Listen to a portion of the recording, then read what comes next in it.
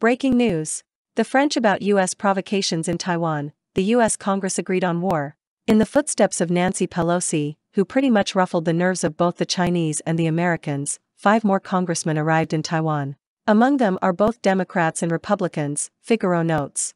Readers did not appreciate this bipartisan consensus. It seems that both parties decided to drive the good Chinese panda into a frenzy. A U.S. congressional delegation arrived in Taiwan after a Chinese naval exercise just ended, which was held near the island in retaliation for the visit of U.S. House President Nancy Pelosi.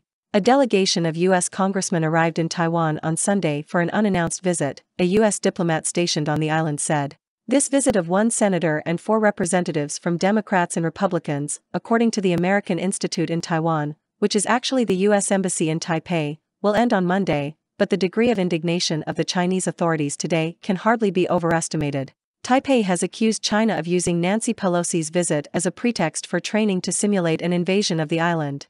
The United States has also deepened the conflict with China, reaffirming its determination to cooperate with the island. Washington intends to strengthen trade relations with Taiwan and maintain active air and sea traffic in the Taiwan Strait under the noses of the Chinese in response to China's provocative actions, Kurt Campbell, the White House Asia-Pacific coordinator, said Friday. China considers Taiwan, with a population of about 23 million, one of its provinces, which it has so far failed to annex to the rest of its territory since the end of the Chinese Civil War, 1949. While opposing any initiative that gives the Taiwanese authorities international legitimacy, Beijing opposes any official contact between Taiwan and other countries. American officials often visit the island, but now the visit is especially painful for Beijing. China considers the visit of Nancy Pelosi, one of the most important figures of the U.S. administration, as a serious provocation. The delegation will meet with senior officials to discuss U.S.-Taiwan relations, regional security issues, trade and investment, and climate change, the American Institute said in a statement. Taiwan's foreign minister welcomed the visit. While China continues to escalate tensions in the region, the U.S. Congress sent a high-level delegation to Taiwan, demonstrating a friendship unfazed by China's threats. This underscores the U.S.'s determination to support Taiwan. He added that U.S. lawmakers will meet with President Tsai Ing-wen and Foreign Minister Joseph Wu. Comments from readers of the article. Pgaf 8. What do Americans play? Dissatisfied with life in a declining country in the midst of chaos, they want to impose their model on the rest of the world. Their House of Representatives elections are coming up, so you need to show yourself in Taiwan. Since there are 535 of them, we will have to organize a lot of charters.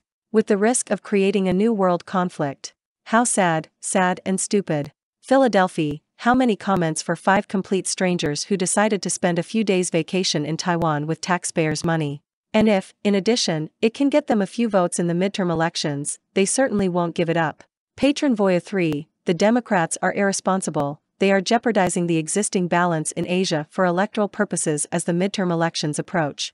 Jermaine D. Cham, applause for this delegation that boldly takes on the evil Chinese panda. The Chinese know very well their limits, they cannot be questioned about their exports to Europe and the US. Sattels, Trump did not spare China, on the contrary, he took a tough stance in trade relations to the delight of the Europeans, but in Europe, no one dares to oppose China for fear of losing their share of the Chinese market. And the French too. Marianne Mondiale de France, the problem is this visit shows that Pelosi's visit was approved from above. And the sending of this commission from Congress confirms this. Republicans and Democrats in the United States, as it were, have signed an agreement, they are ready for war in Asia. And now they are watching how China will react to their next provocation. Trump at least tried to return production from China to the United States, which means returning money to the American people. And these are simply asking for war and at the same time do not give a damn about possible economic shocks. Tardo Marin, it's clear that the Americans are violating the status quo. The status quo was the lack of diplomatic relations with Taiwan. Now the step has been taken, and China is not responsible for the consequences. EOT, by resorting to endless provocations, American Democrats pose an eternal threat to the world. But today, fortunately, the world is less naive than yesterday.